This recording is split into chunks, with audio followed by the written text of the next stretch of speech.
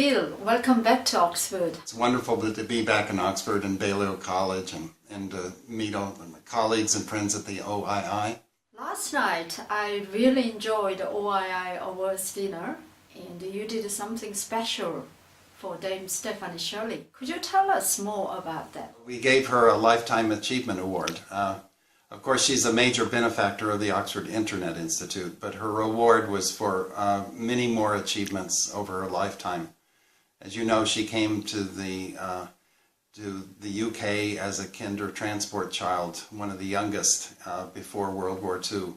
And since that time, she educated herself and got a degree in mathematics and started a global business in IT, and the achievement she's had in founding several schools and institutes, including the OII, but also raising money for autism, has just amassed a number of achievements, and so we gave her a Lifetime Achievement Award, which she seemed very grateful for. These days I give talk in many countries, and especially communication for globalization. Do you have any thoughts on communication in daily life? For example, do you think there are any rules of communication in daily life? I think communication and the approaches to communication are probably undervalued.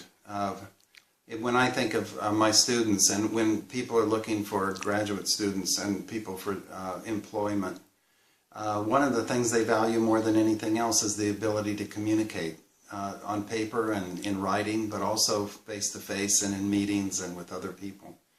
And I think too many people think that communication just comes naturally and without work. But I think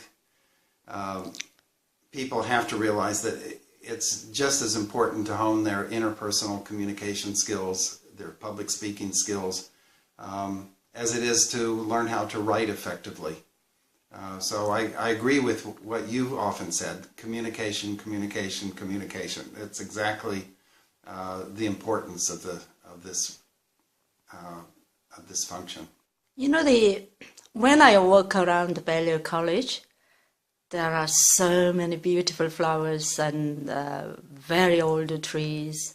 I sometimes communicate with nature, and I think good communication comes from nature. Could you tell us what you think about that? Well, I think anything that inspires you is probably important to your own ability to express yourself and to understand what's appreciated and to share that with other people. So I think whatever people find refreshing and inspiring is a tool for supporting their communication and making a positive contribution to a conversation. In December, I've been invited to give a talk to Chinese students and international students at international school organized by Suzhou government. I think there are many kinds of things parents and the students, they probably need to learn and they need to realize. Communication comes from education in family life, I think. Yeah, I think, well, there's just so much to say. I think people have to protect communication in the family.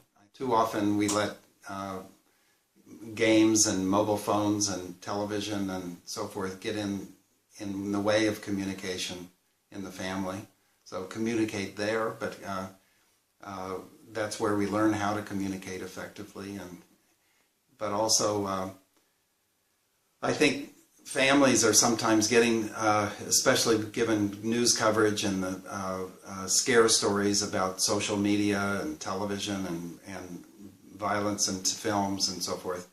I think there's a bit of a moral panic over whether children and young people are safe to be on social media and in life. I think it has to be a learned awareness and concern over where you go, what you do online, just as where you go and what you do in real life. But don't panic. And I think because social media, the media itself, the internet is probably one of the greatest educational tools you have in your hand, and you have to exploit it for the positive role that it can play in your life, and don't be afraid, but be aware. That's very good advice. Don't panic, you have many people around you. Don't be afraid to communicate with yourself and others. Thank you very much for being with us, Voices from Oxford. Congratulations on all the success of Voices from Oxford. I think you've been doing a fantastic job.